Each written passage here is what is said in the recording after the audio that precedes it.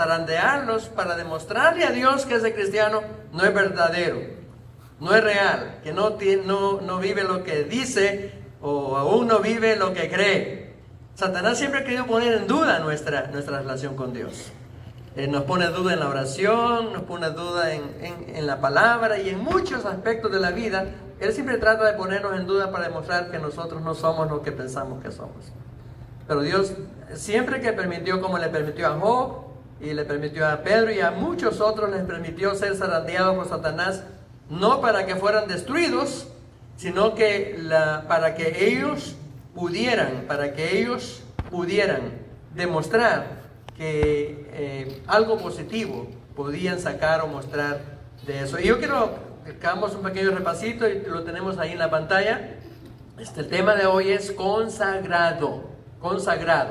Este es un paso más en el proceso de formación de un cristiano.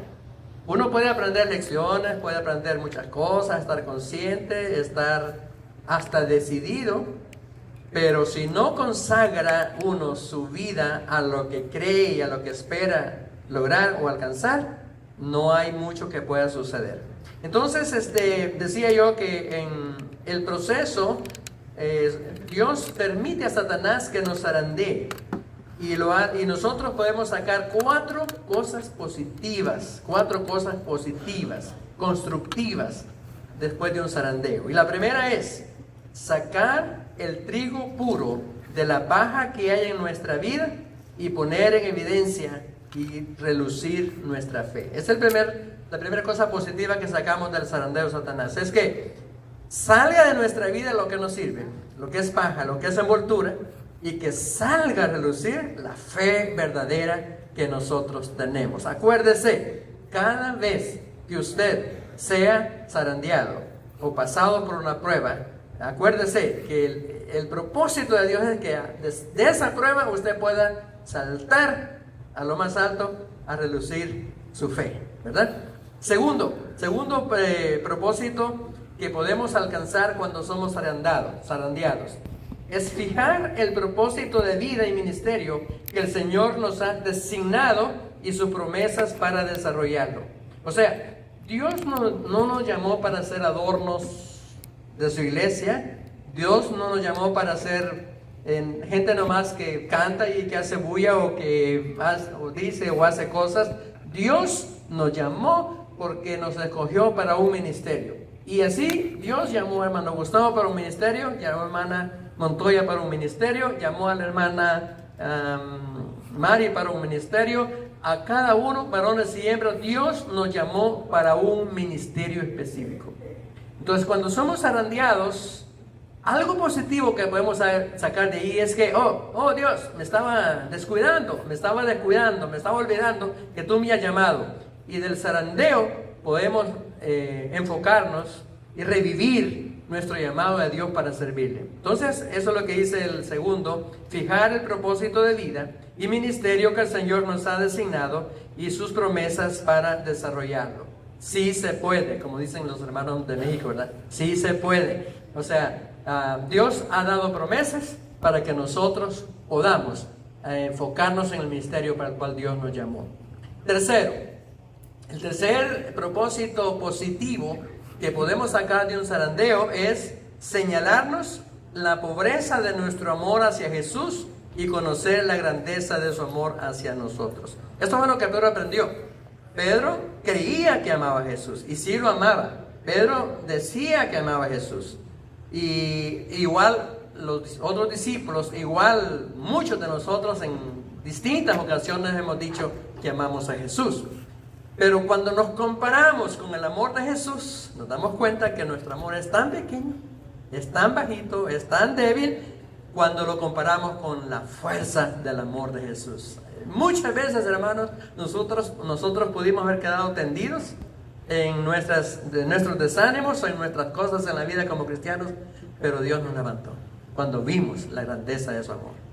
Como decíamos en esta mañana durante los cantos, Dios nos ha perdonado tantas veces, nos ha levantado tantas veces. Entonces, de un zarandeo podemos darnos cuenta que aunque nos decimos que amamos a Dios, lo miramos comparado con el de Dios, nuestro amor es tan pequeño comparado con la fuerza de su amor. Entonces, algo positivo. Y el cuarto, la cuarta cosa positiva que podemos sacar de un zarandeo es darnos cuenta, una oportunidad para tener un encuentro restaurador con Jesús por medio del poder del Espíritu Santo. Cuando hemos fallado y somos restaurados, entendemos el tipo de vida que disfrutamos con el Señor. Y lo que Pedro experimentó es que en sus fallas o en sus fallos, como discípulo de Jesús, cada momento restaurador era algo que a él le daba mucha vida, le confortaba. Y hermanos, de eso podemos aprender también nosotros, que en medio de un zarandeo nos damos cuenta que es una oportunidad para restaurar nuestra vida o nuestra relación con Dios. Ahora veremos otro paso o aspecto muy importante, el cual también es muy necesario para abrazar y cumplir el llamado de Jesús al discipulado. Jesús nos llama a consagrarnos a Él para que por medio de un discipulado real podamos cumplir con la tarea de apacentar y pastorear las ovejas. Todo el trabajo, hermanos, toda relación que Dios nos ha dado o nos ha permitido con Él es para que nosotros hagamos el trabajo de cuidar o de fortalecer a los demás hermanos. En el tema de hoy, o el caso de Pedro con Jesús, se le llamó corderos y ovejas. Corderos y ovejas. O sea, realmente, hermanos, usted vino a Cristo, o Dios lo llamó a su redil, a su iglesia, para que ayude a otros, para que cuide los corderos de Jesús, cuide, apacente las ovejas de Jesús. Y entonces es una tarea no solamente mía, no solamente de un líder o un maestro. La tarea de cuidar a las demás ovejas o corderos de Jesús es de todos. Y o sea que en la forma en que nos relacionamos, por ejemplo, uno puede ver a las hermanas que están más juntas, a los varones que están más juntos. La idea de que estén juntos es que se apoyen, que se ayuden, que el uno al otro se cuide. Hemos estado mirando al hermano Gustavo, a Willy, al hermano Julio y a Oscar más juntos. Y la idea no es que vayan a tomarse un café, ¿verdad? Solamente es que ellos se cuiden, se apoyen, se enseñen, se ayuden. Y así yo veo algún grupito de hermanas que se juntan. Cuando se juntan hermanas o hermanos, no es para hablar mal de otros, no es para chismear, no es para hablar cosas infructuosas, es para apoyarnos y ayudarnos. Entonces, este es otro aspecto sumamente importante en la obra del Señor como creyentes o como discípulos, es que podamos cumplir la tarea de apacentar o pastorear las ovejas. Este trabajo, hermanos, solo será posible si aprendemos a amar a las ovejas o los corderos de Jesús tal como Él los ama. Este trabajo solo será posible si aprendemos a amar. Creo yo, hermanos, en mi manera de sentir y pensar y ver las cosas, lo más difícil para una persona es aprender a amar. ¿Sí? Aprender a amar. Eso es lo más difícil. Porque tenemos un concepto diferente de lo que es el amor, ¿verdad? Y lo voy a ir explicando más adelante y conectado el próximo domingo. Pero lo más difícil es aprender a amar. Y se lo voy a demostrar ahora con la palabra del Señor un poco más adelante. Así que este trabajo de cuidar las ovejas o los corderos de Jesús solo será posible si aprendemos a amar a sus corderos tal como Jesús los ama. Bueno, hagamos un pequeño ejemplo antes de seguir en lo que tengo escrito. Voy a poner de ejemplo a hermana Josefina. Ella, si ella pudiera, póngase de pie, hermana, y mire a todos los hermanos que están aquí en este grupito. Si usted pensara o tratara de entender por qué debe amar a los distintos hermanos o hermanas que están allá. ¿Por qué debería? No tiene que decirme nada, solo quiero que piense, ¿verdad? Es un ejemplo. Si usted pensara, ¿por qué debería amar a los demás hermanos? Bueno, egoístamente uno podría decir, bueno, la hermana Rocío diría a la hermana Josefina, pues, no sé ni dónde vive. No tiene muchas razones para amarla. O la hermana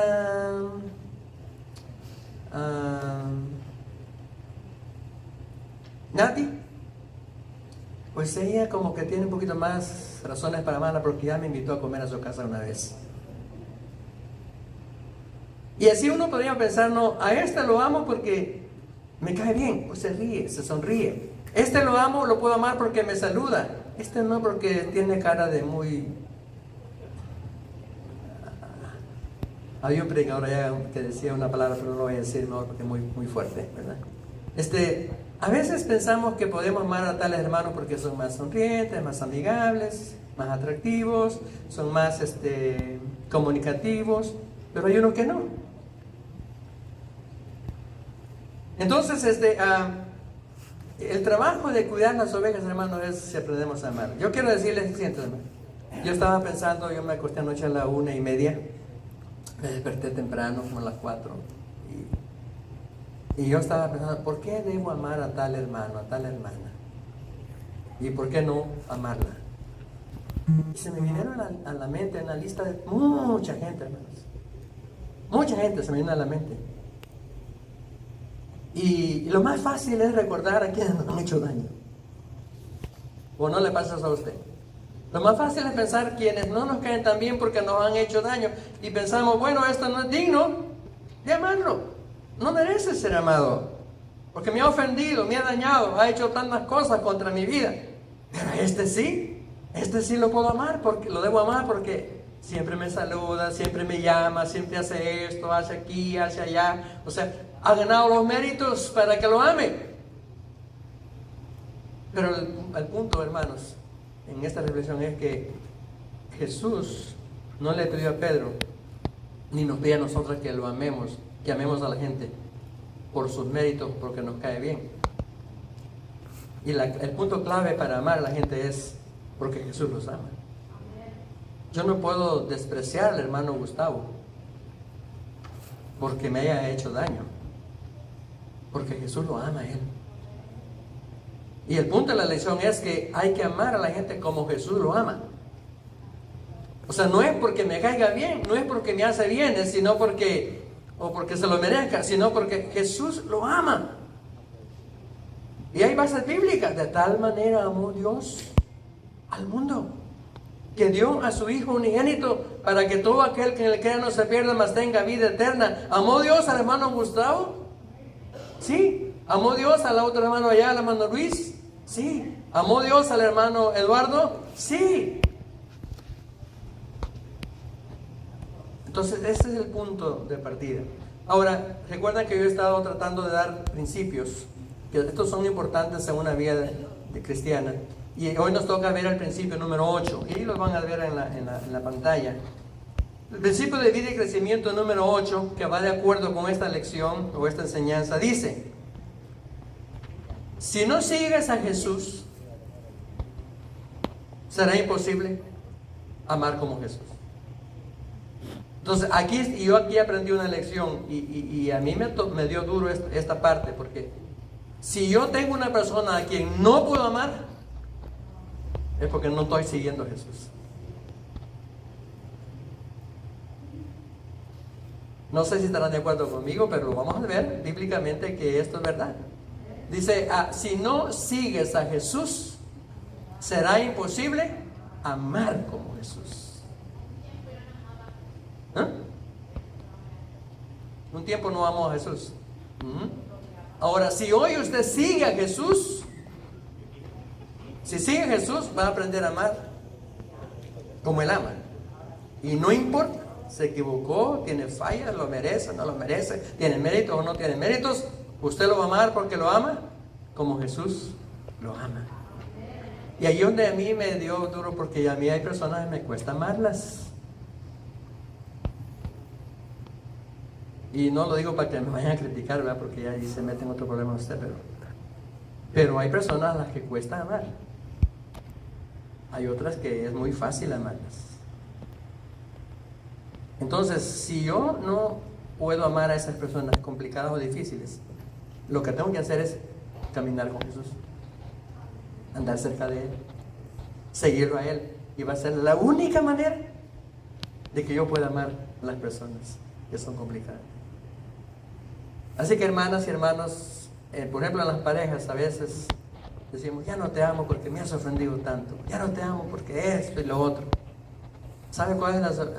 Va a ser imposible que nos amemos si nos comenzamos a ver los detalles, los contras que tenemos entre pareja.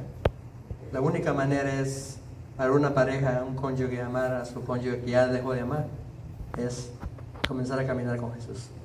Si no, no es posible. Y allí es donde está la tarea más grande para nosotros. Entonces el principio es importante. Si no sigues a Jesús, será imposible amar como Jesús. Tiempo después de que Pedro, como discípulo, estaba en ese proceso de formación con Jesús, cuando él comenzó a escribir ya después de Pentecostés, cuando él desarrolló su ministerio.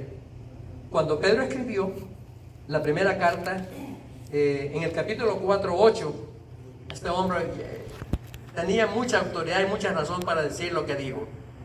Primera Pedro 4:8, y ustedes lo van a ver en la pantalla, dice: y ante todo, tened entre vosotros ferviente amor, porque el amor cubrirá multitud de pecados. En otra traducción bíblica de la Biblia dice: porque el amor cubrirá multitud de faltas. O sea, la gente que nos hace daño o que hace cosas contra nosotros son faltas, son pecados. Entonces dice: y ante todo tened entre vosotros ferviente amor, porque el amor cubrirá multitud de pecados. ¿Sabe por qué Pedro pudo decir esto hasta el final? Pedro pudo decir esto y lo recomendó a la iglesia, lo recomendó aún a nosotros que estamos leyéndolo hoy, porque él pasó por ese proceso. Y él aprendió a amar a Jesús, aunque al principio le costó mucho. Y amaba también a la gente. Así que en la senda del cristianismo y el liderazgo espiritual, o podríamos decir en el discipulado, hay una cruz la cual debemos llevar. Siempre habrá una cruz que debemos llevar. Si no hay cruz, no hay cristianismo, ni liderazgo verdadero, o no hay discipulado verdadero. O sea, todos tenemos que llevar esa cruz. Porque tarde o temprano, abeja está con el perro. Si tiene, usted se mete en problemas. Porque hizo algo que no debía, usted dice: te mereces un puntapié. O te merece que no te dé comida. ¿Verdad? Hasta el perro nos puede ofender en un momento dado de la vida. O el carro en un momento dado no enciende. ¿Por qué ahora? Etcétera, etcétera.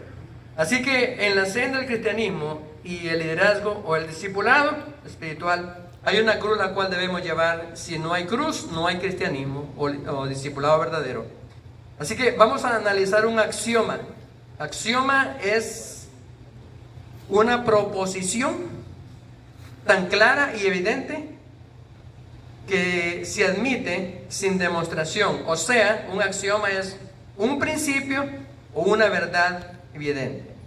Y este axioma dice: llegaremos a ser conformados a la imagen de lo que más amamos, no a la imagen de lo que más creemos.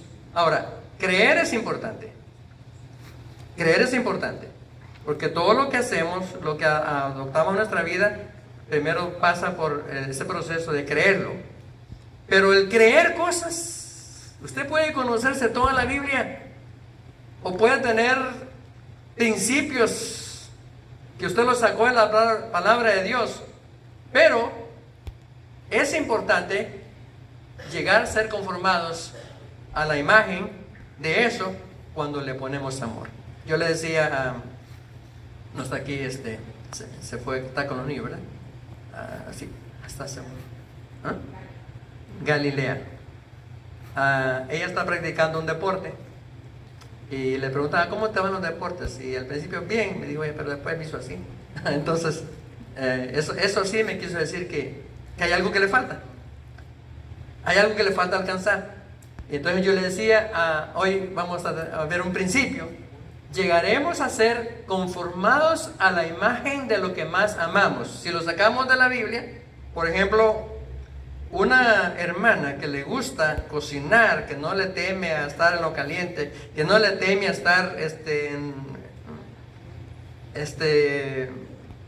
¿sabe yo por qué no soy cocinero? Porque yo no puedo tocar la carne así cruda.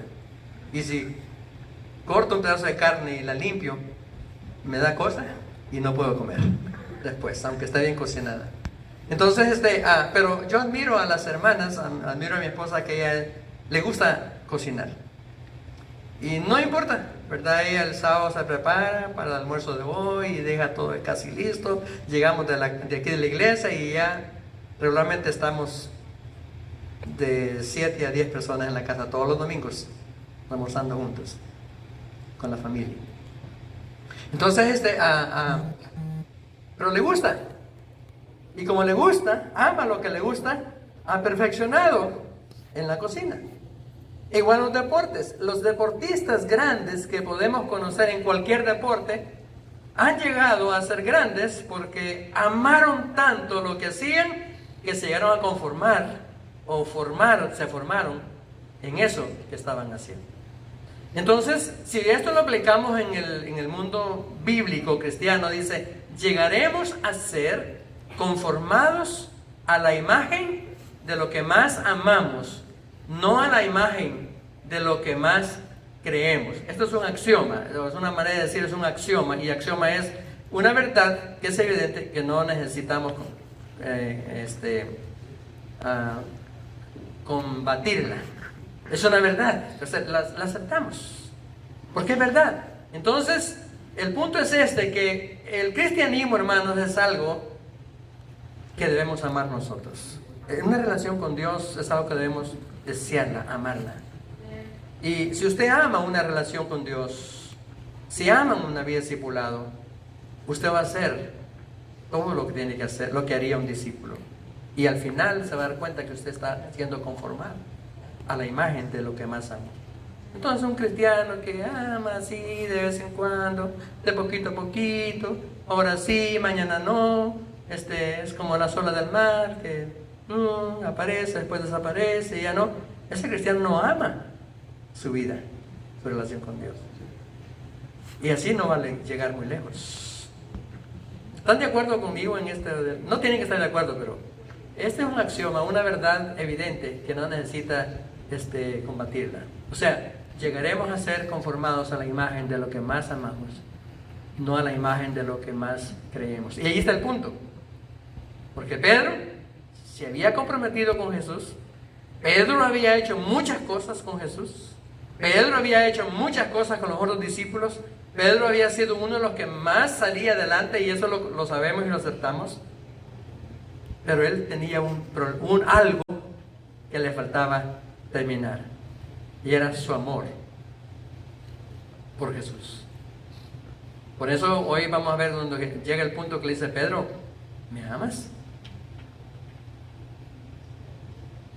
Una vez pasa, pero que la misma persona le diga, oye, ¿en verdad me amas?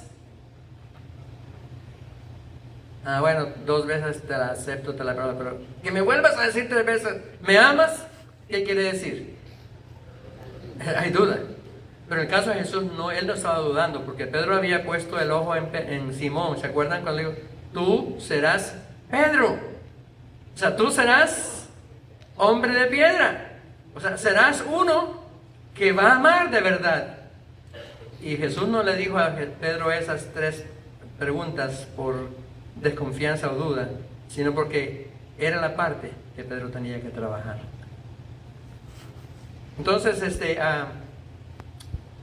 el axioma nos da una evidencia. Jesús declaró que el primer mandamiento de todos es, y ahí lo van a ver en la pantalla, Marcos 12:30, dice, y amarás al Señor tu Dios.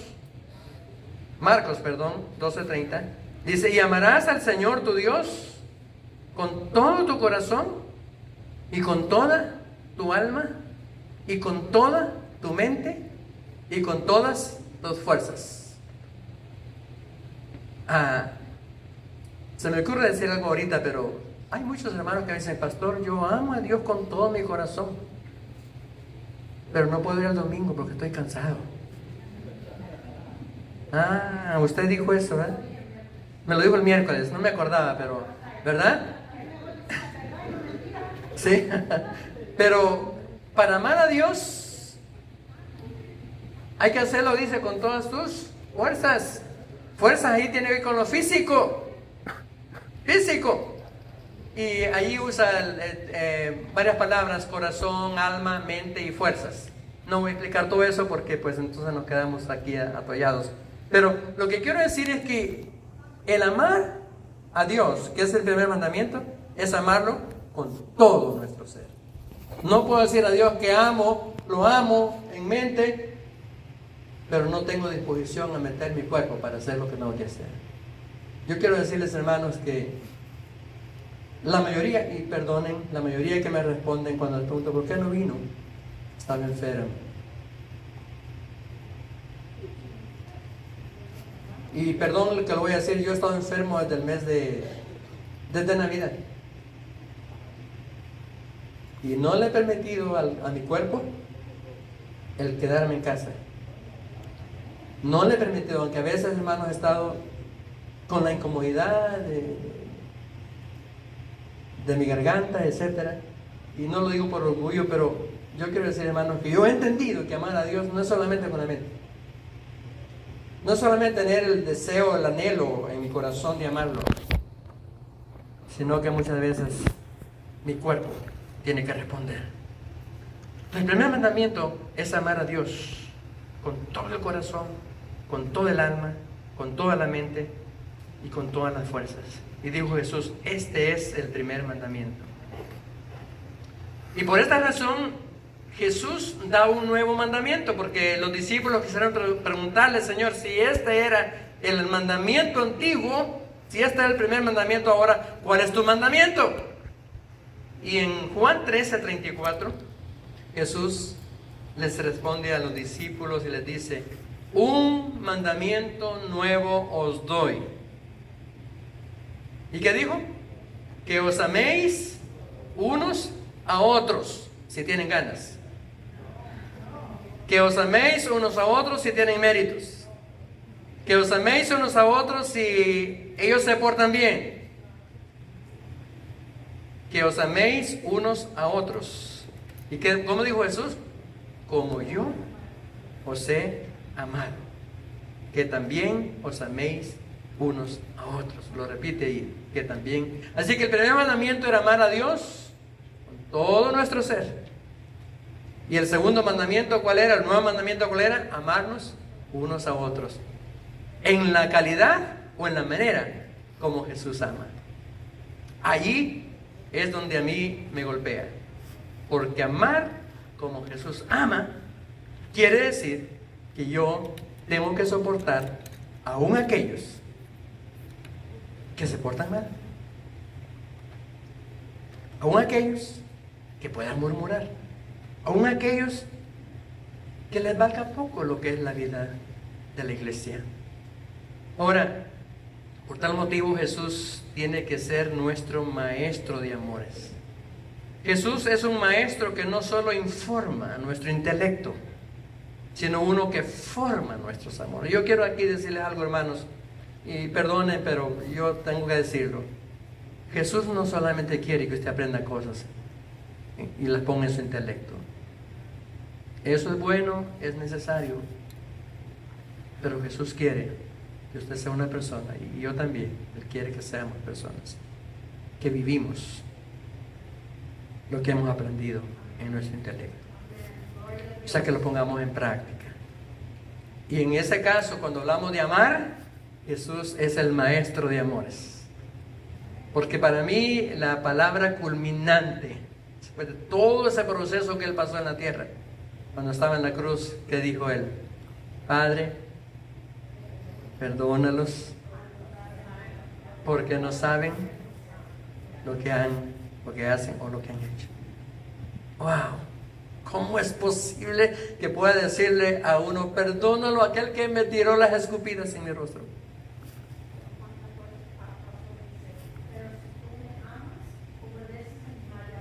Mandamiento. Exactamente. Entonces ahí es donde yo creo que está el punto más importante en nuestro proceso. Él no se conforma con depositar ideas nuevas en nuestra mente. Él busca nada más o menos que nuestros deseos, nuestros amores, nuestros anhelos. Entonces seguir a Jesús es hacernos estudiantes del rabí o maestro que nos enseña a amar. Si usted sigue a Jesucristo como discípulo, Él cambiará lo que más ama. En calidad de maestro de amores, cambiará nuestros deseos, nuestros anhelos, nuestros afectos, aun aquellos que están más enraizados en nuestro corazón o en nuestra vida. La pregunta es ¿por qué? Porque cuando amo lo que debo amar, hago lo que debo hacer. Esa parte me gustó porque cuando amo lo que debo es amar, hago lo que debo hacer. Entonces ahí está el punto. Fácil y difícil a la vez. Si yo aprendo a amar a Jesús, voy a aprender a amar a mis hermanos. Entonces, cumplo con el primer mandamiento y cumplo con el nuevo mandamiento. Si amo como Jesús enseña, voy a aprender a cumplir el primer mandamiento, que es amar a Dios con todo nuestro corazón y amar a los demás hermanos como Jesús los ama. Así que de eso es el tema, hermanos. No hay un discipulado que termine bien si no termina con esa consagración a ese punto. Y Pedro tenía que pasar por ese momento. Ahora, ¿por qué entonces? Porque cuando amo lo que debo amar, hago lo que debo hacer. En la conclusión de su evangelio, el apóstol Juan nos presenta el último encuentro terrenal entre Pedro y su amado Señor Jesús. De eso es el tema de hoy. Vamos a ver el último encuentro de Pedro con Jesús o de Jesús con Pedro. Y eso fue a las orillas del mar de Galilea, por la ciudad de Tiberias, conocida como Tiberias. Entonces este encuentro sería una lección inolvidable para Pedro. Una clase magistral. Jesús sí tomó el pan y les dio, y asimismo del pescado. Y el versículo 14 dice: esta era ya la tercera vez que Jesús se manifestaba a sus discípulos después de haber resucitado de los muertos. Aquí en esta escena, ese encuentro, último encuentro de Pedro y los discípulos con Jesús después de la resurrección, era muy importante, porque aquí Jesús les estaba anticipando lo fructuoso que iba a ser el ministerio de ellos desde Pentecostés en adelante. ¿Se acuerdan que Jesús les dijo: quédense aquí en Jerusalén?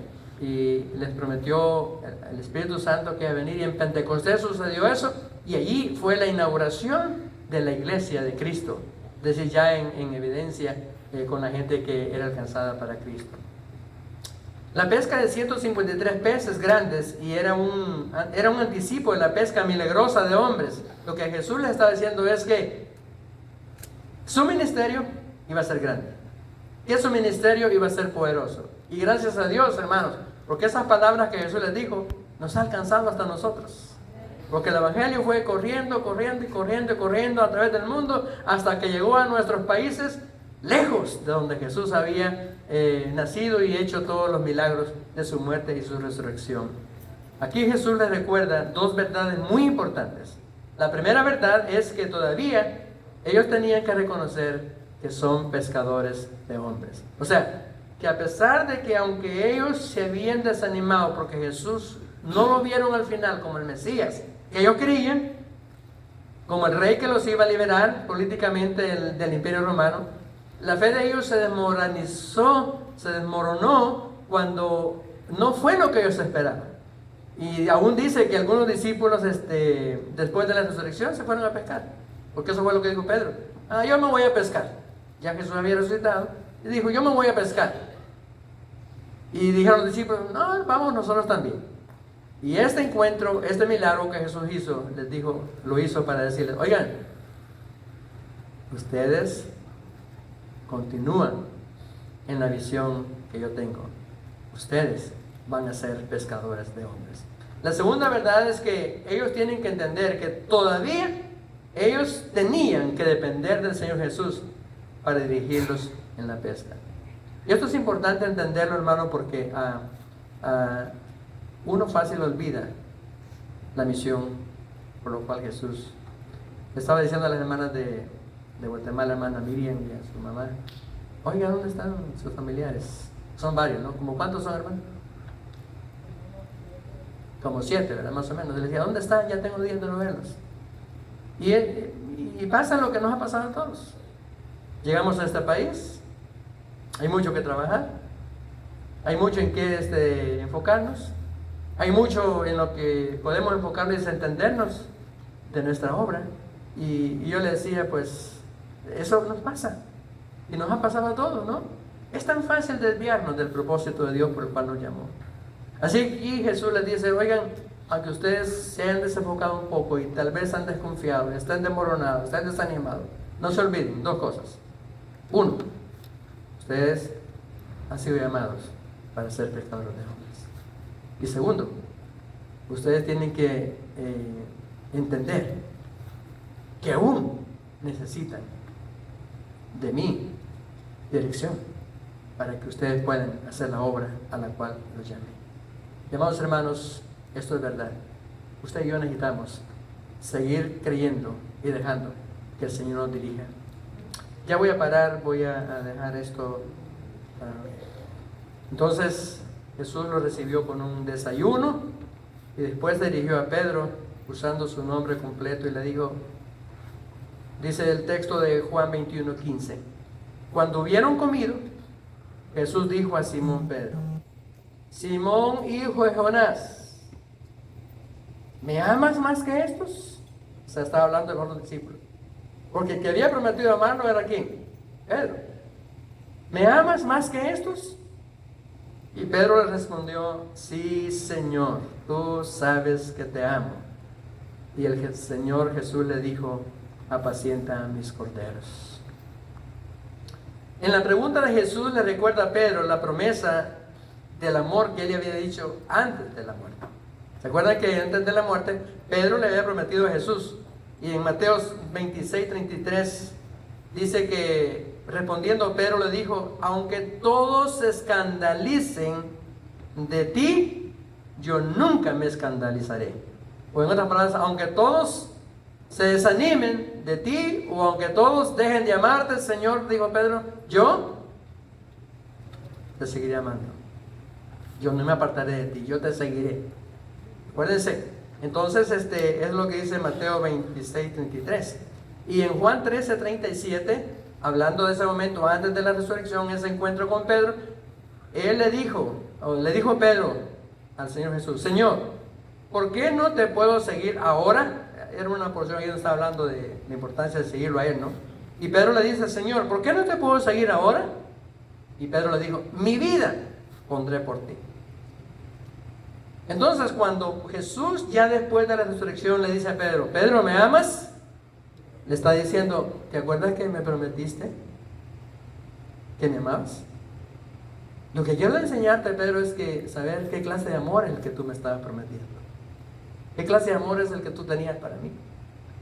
Entonces, pero en esta vez, ya después de la resurrección, cuando Jesús le dice, ¿me amas?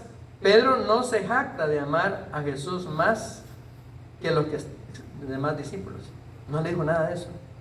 Aunque estos no te sigan, yo te seguiré. Aunque estos no te amen, yo te amaré. En esta vez, Pedro solo le dice al Señor, Señor, sí te amo. Tú lo sabes. Solo ofrece lo único que posee, su amor auténtico por Jesús. Veamos ahí el versículo 16 del 21, Juan 21:16.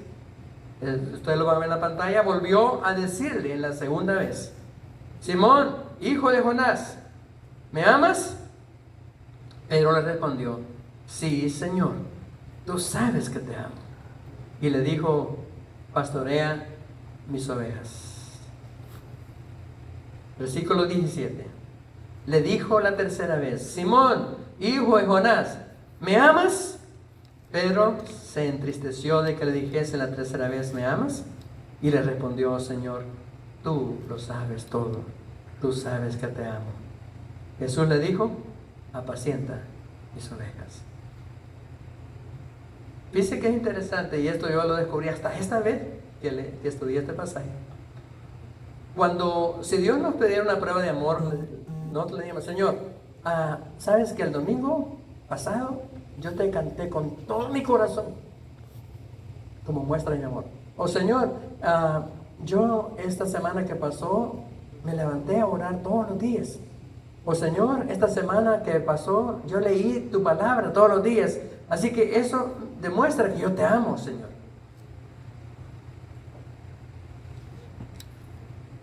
pregunta es, ¿a qué amor se estaba refiriendo Jesús? ¿Por qué le dice me amas? ¿Por qué le dice Pedro me amas?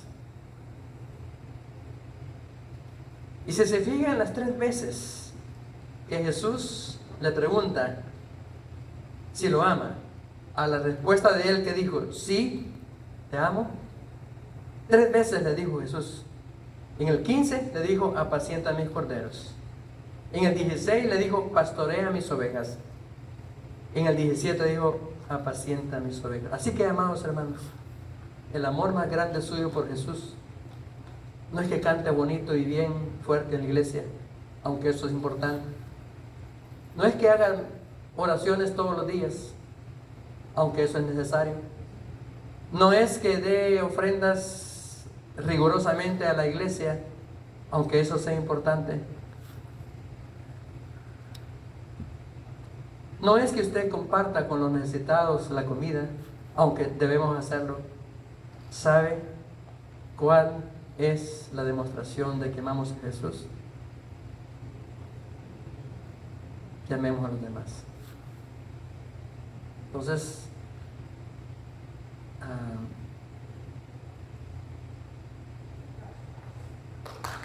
yo, en verdad, hermanos,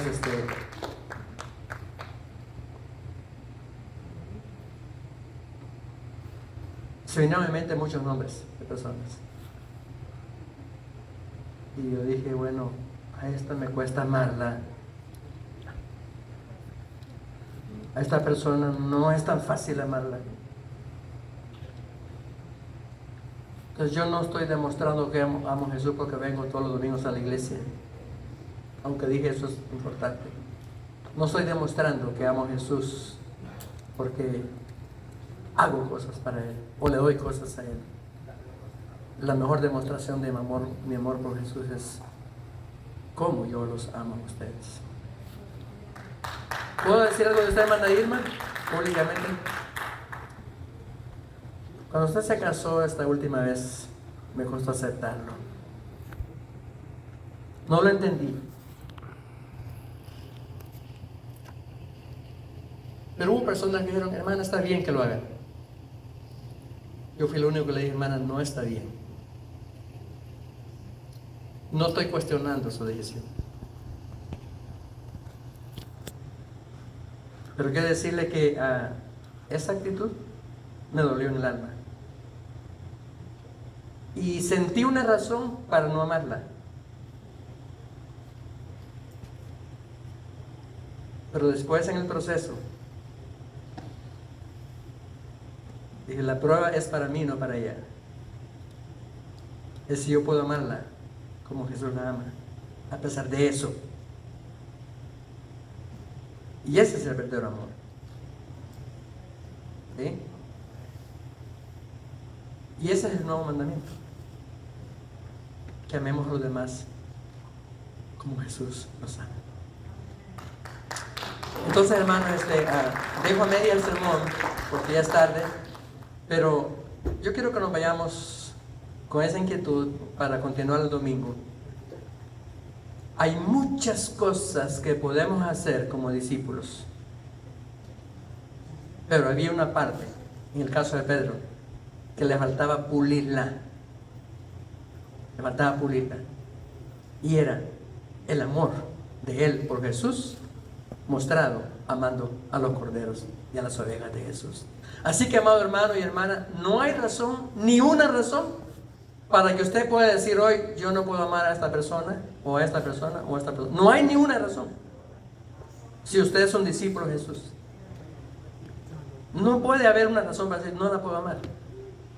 Claro, hay relaciones que hay que procesarlas, es difícil, es complicado, hay que tener discernimiento, pero, amado hermano y hermana, eso es lo que yo he comprendido de este punto en la palabra de Dios. Que para ser discípulos fructíferos y cumplir la misión que Dios nos ha encomendado, es aprender a amar a la gente. No como yo quisiera. No por los méritos. No por lo que siento en mi corazón, sino porque Jesús los ama. Así que, hermana Irma, la amo porque Jesús la ama. Y quiero demostrarse La amo porque Jesús la ama. Y así amo a muchos hermanos. A todos. Porque Jesús los ama. Y el complemento lo vamos a entender mejor el próximo domingo cuando entremos a la otra parte que es muy clave, muy importante. Hermanos, muchas gracias por su paciencia, por su amor. Muchas gracias por su cuidado. Aprecio su fidelidad. Aprecio su esfuerzo. Y yo les animo que no nos rindamos, sigamos adelante, paso a paso. Y el reto más grande es: amemos a los hermanos como Jesús los ama. Ese es el nuevo mandamiento. El primero es amar a Dios con todo nuestro ser, y el segundo es amar a los hermanos como Jesús los ama. Y yo creo que no hay ninguno aquí a quien Jesús no ame. A todos Jesús los ama. Vamos a orar para terminar. Amado Señor, te damos gracias en esta tarde por permitirnos el honor y el privilegio de estar en este lugar. Sé, Señor, que es una hora complicada, la hora del almuerzo, hay un poco de cansancio, después de una semana de trabajo, después de un día, una semana, Señor, en que tal vez algunos han enfrentado muchas dificultades, pero todo, Señor, se compensa cuando venimos aquí y podemos escuchar tu palabra, y tu palabra nos da fuerzas nuevas. Tu palabra nos enfoca, tu palabra, Señor, tu palabra nos muestra que sí es posible. Y la petición que hoy te hacemos, Señor, es: tú eres el maestro de amores. Y lo que tú nos pides, Señor, es que amemos a nuestros hermanos como tú los amas. Sé, Señor, que es una tarea muy difícil, y por eso este mundo está tan dividido, iglesias divididas, familias divididas, porque no están amando como Jesús ama. Pero para nosotros ese es el reto.